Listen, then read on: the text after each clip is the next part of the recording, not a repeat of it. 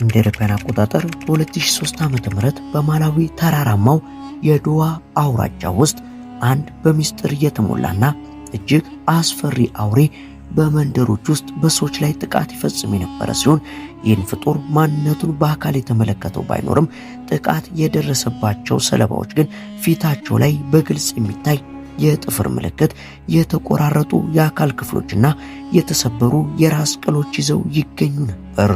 ይህ ፍጡር በአጭር ጊዜ ውስጥ በ19 ሰዎች ላይ ከባድ ጥቃት የሰነዘረ ሲሆን ይህ ክስተት በአካባቢው ላይ ያሳደረው ፍርሃት በጣም ከፍተኛ ከመሆኑ የተነሳ ቢያንስ 4000 የሚሆኑ ሰላማዊ ነዋሪዎች ቤታቸውን ጥለው ወደ ሌላ ስፍራ ለመዘዋወር ተገደዋል።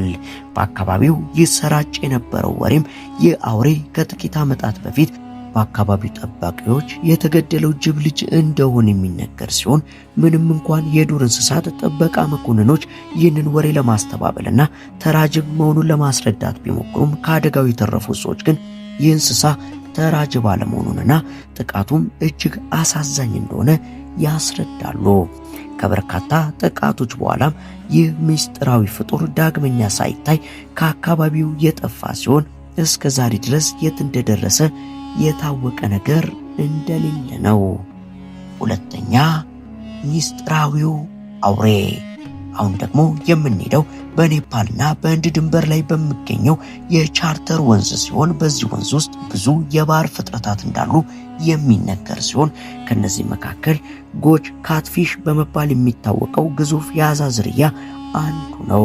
ይህ አሳ ርዝመቱ ቢያንስ እስከ 7 ጫማ ሊደርስ የሚችል ሲሆን በአካባቢው ነዋሪዎች አፈታሪክም እንደሚነገረው ከሆነ ይህ ፍጥረት ወንዝ ውስጥ የገቡ ሰዎችንና አሳ አጥማጆችን እየዋጠ በተደጋጋሚ ደብዛቸውን እንዳጠፋቸው ይነገርለታል።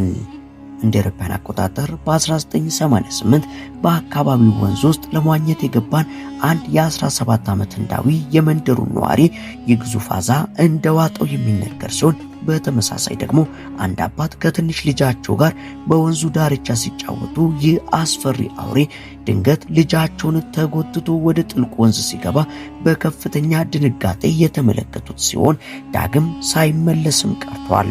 በአጠቃላይ ይህ አስፈሪ የውሃ ውስጥ አውሬ የ3 ሰዎችን ህይወት በአሰቃቂ ሁኔታ መቅጠፉ ተረጋግጧል። ሶስተኛ፣ ነፍሰ በላው አዞ። በኡጋንዳ በቪክቶሪያ ሐይቅ አቅራቢያ የምትገኘው የሉጋንጋ መንደር እንደ አውሮፓውያን አቆጣጠር ከ1991 ጀምሮ በአንድ ግዙፍ አዞ ጥቃት ተሰቃየ የነበረ ሲሆን የአዞ ርዝመቱ 16 ጫማ የሚደርስና ክብደቱ 1 ቶን የሚጠጋ ግዙፍ ናይል አዞ ሲሆን በአካባቢው ባሳደረው ጥቃት የተነሳ በጣም የሚፈራው የአዞ በነዋሪዎቹ ዘንድ ኦሳማ የሚል ስያሜ ሰጥተውትም ነበር።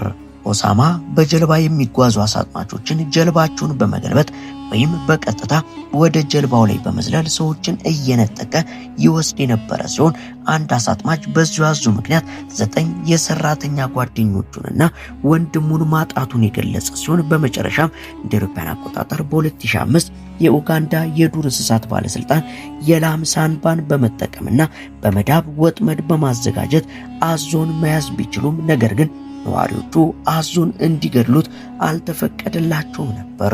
በዚህም ለአንድ የቆዳ ፋብሪካ ተሽጦ ለምርት አገልግሎት እንዲውል የተደረገ ሲሆን የአዞ በአጠቃላይ 93 ሰዎችን ህይወት አጥፍቷል። አምስተኛ፣ ጨካኙ ድብ።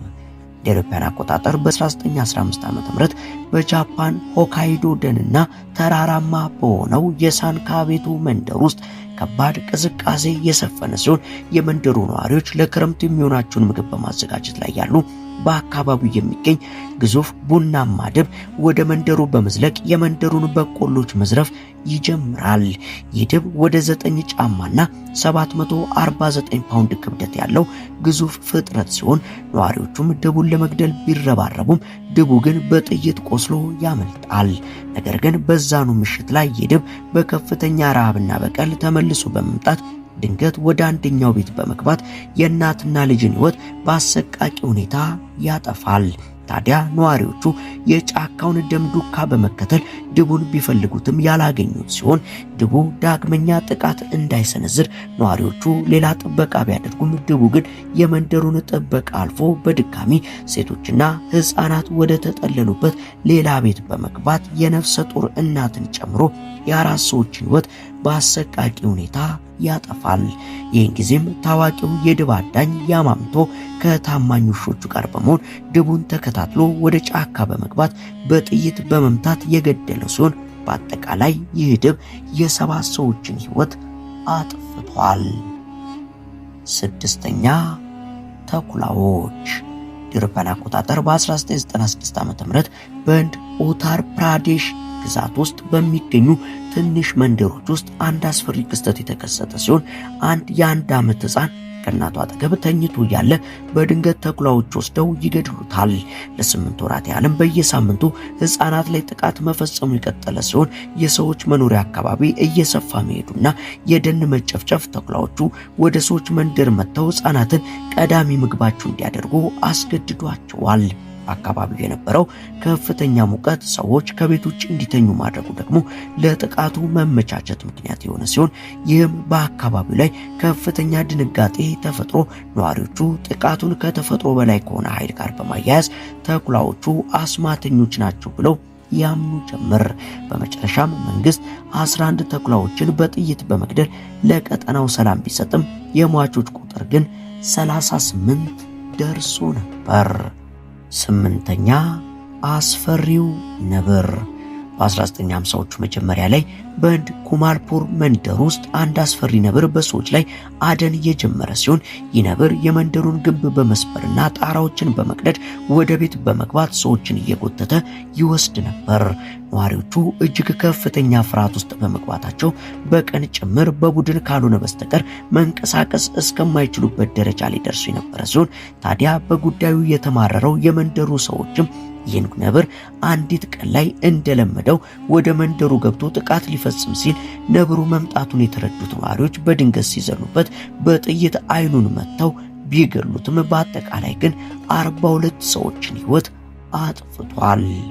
9ኛ የአንበሳ መንጋ እንደ አውሮፓውያን አቆጣጠር ከ1932 ጀምሮ በታንዛኒያ ንጆምቤ አውራጃ ውስጥ የሚኖሩ ነዋሪዎች በአንድ ትልቅ የአንበሳ መንጋ ጥቃት ይደርስባቸው የነበረ ሲሆን በአካባቢው የነበረው የእንስሳት ወረርሽኝ መከሰቱ አንበሶቹ የተፈጥሮ ምግባቸውን እንዳያገኙ ስላደረጋቸው ሰዎችን ማደን ጀምሮ የነበሩ ሲሆን እነዚህ እንስሶች እጅግ ብልህ በመሆናቸው ሰዎችን ከመኖሪያ ቤታቸው ለማውጣት የተለያዩ የማታለያ ዘዴዎችን ይጠቀሙ የነበረ ሲሆን ነዋሪዎቹ አንበሳዎቹ በጠንቋይ የሚመሩ ናቸው ብለው በማመናቸው አዳኞችን ለመርዳት ፈቃደኛ አልነበሩም።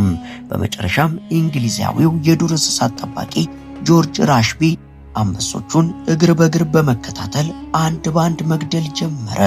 የቡድኑን መሪ አንበሳ ከተገደለ በኋላ መንጋው የተበተነ ሲሆን እነዚህ አንበሶች በ15 ዓመታት ውስጥ በአጠቃላይ 1500 ሰዎችን በመግደል በዓለማችን ታሪክ እጅግ ገዳይ ሰው በላ እንስሳት በመሆን ቀዳሚውን ስፍራ ይዘዋል።